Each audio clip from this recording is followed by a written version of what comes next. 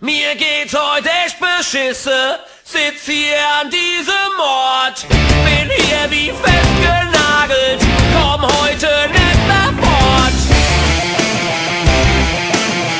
Sitz hier an diesem Ort.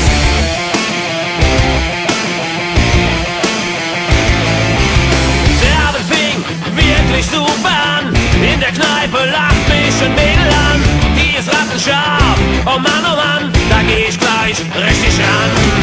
Die macht mich an, hey, was geht hier ab? Die Kleine fährt ja wirklich auf mich ab. Bleib jetzt cool, mach jetzt bloß nicht schlapp, sonst haut die mit nem Wandern ab. Doch es zwickt im Darm, es zwickt im Bauch, da wo ich's jetzt gar nicht brauch.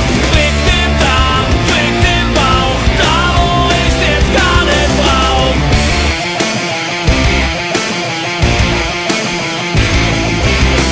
Ich komm aus dem Klo nach so langer Zeit, will ihr sagen, hey, es tut mir leid. Such sie hier, ich such sie da, wo ist meine Maid? Ich seh sie nicht, weit und breit.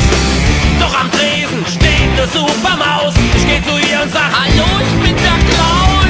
Sagt die, nimm mich mit nach Haus. So viel Glück hält keiner aus. Doch es zwickt im Darm, es zwickt im Bauch, da wo ich's jetzt gar nicht brauch. Zwickt im Darm, zwickt im Bauch, da wo ich's jetzt gar nicht brauch. Schnell jetzt aufs Klo, schnell jetzt hier rein. Verdammt, ich hab die Scheiße rein. Ja, die Scheiße rein. Oh, ich schrei. Oh, tut weh, schmerzt.